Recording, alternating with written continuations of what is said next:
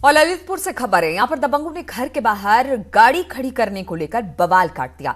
दबंगों ने लाठी डंडों से पूरे परिवार को पीटा, साथ ही गाड़ी में भी तोड़फोड़ कर दी है। दबंगों की ये करतूत सीसीटीवी कैमरे में कैद हो गई। सदर कोतवाली के नेहरू नगर का ये पूरा मामला बताया जाता है। तस्वीर में आप देख सकते हैं किस तरह से वहां पर दबंगों ने गाड़ी में तोड़फोड़ की है और किस तरह से दबंगों की ये हरकत सीसीटीवी कैमरे में कैद हो गई।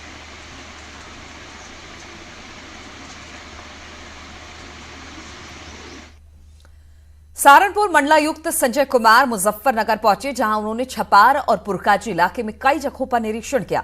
सहारनपुर मंडल आयुक्त संजय कुमार के साथ निरीक्षण के दौरान प्रशासनिक अधिकारियों की टीम भी मौजूद रही। सहारनपुर मंडल के कमिश्नर संजय कुमार ने बरला इंटर कॉलेज के पास मैदान का निरीक्षण किया।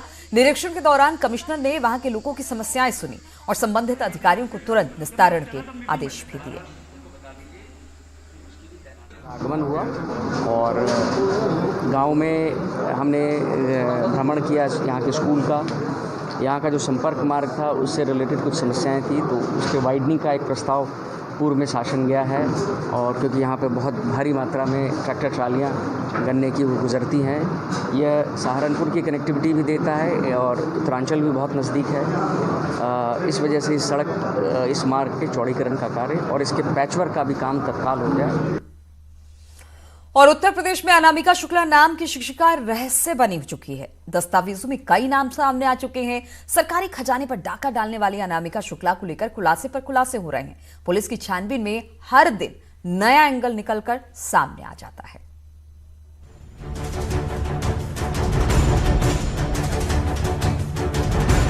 सहारनपुर में फर्जी शिक्षिका द्वारा सरकारी वेतन लेने का मामला सामने आया तो हड़कंप मच गया।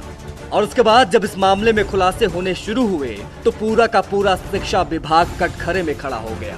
मामले में एक महिला टीचर कई सरकारी स्कूलों में पढ़ाकर सरकार के खजाने को चूना लगाने का काम कर रही थी। शिक्षिका की पोल सहारनपुर में ही खुली थी। शिक्षिका सहारनपुर के मुजफ्फराबाद के कस्तूरबा गांधी स्कूल में तैनात थी। जब शिक्षिका की जाँच कराई गई तो शिक्षिका फर्जी पाई गई, जिसमें सहारनपुर बीएसए ने शिक्षिका के खिलाफ थाना जनकपुरी में मुकदमा भी दर्ज करा दिया। सरकार कटघरे में खड़ी हुई तो बेसिक शिक्षा मंत्री तक प्रेस कॉन्फ्रेंस करने सामने आ गए। रोज नए खुलासे हो रहे हैं। थोक के भाव में फर्जी प्रमाण पत्र भी सामने आ रहे हैं।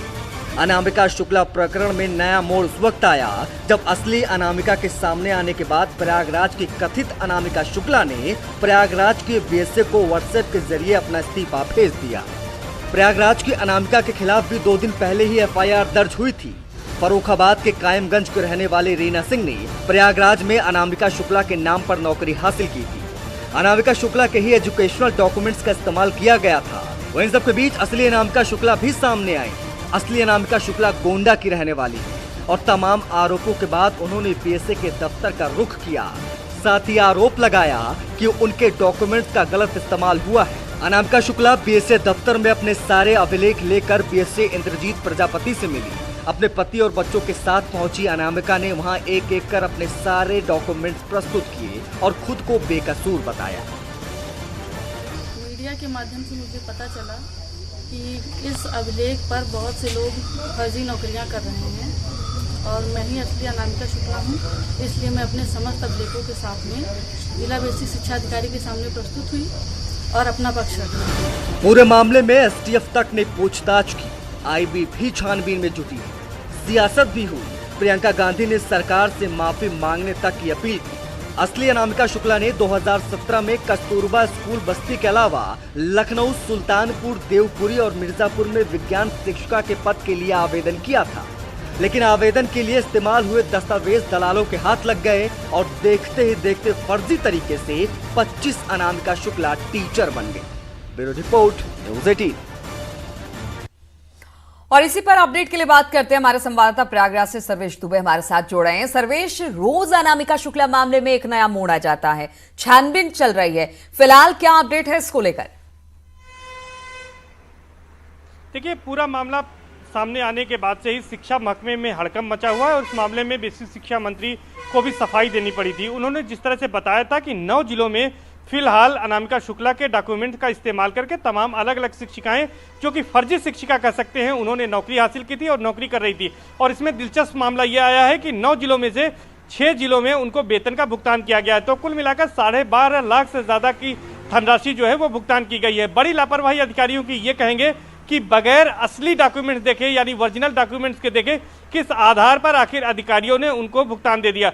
दूसरी गलती यह है कि कैसे किस आधार पर बिना ओरिजिनल डॉक्यूमेंट्स देखे उनको नियुक्ति दी गई। तो कहीं न कहीं इसमें बड़ा गड़बड़ झाला नजर आ रहा है और वो कोई एक तो रैकेट सर्वेश, काम कर रहा है एक अनामिका जिसने इस तरह से धांधली असली की है, और बाकी नाम का सारी सूचना की के- सारी नकली हैं और भुगतान भी पैसे का किया गया है। क्या एक असली अनामिका को छोड़कर बाकियों की तलाश की जा रही है? एक अनामिका शुक्ला जो नकली थी वो तो निकलकर प्रयागराज से सामने आ गई है, लेकिन बाकियों का क्या? उनको पकड़ने के लिए क्या कुछ किया जा रहा है?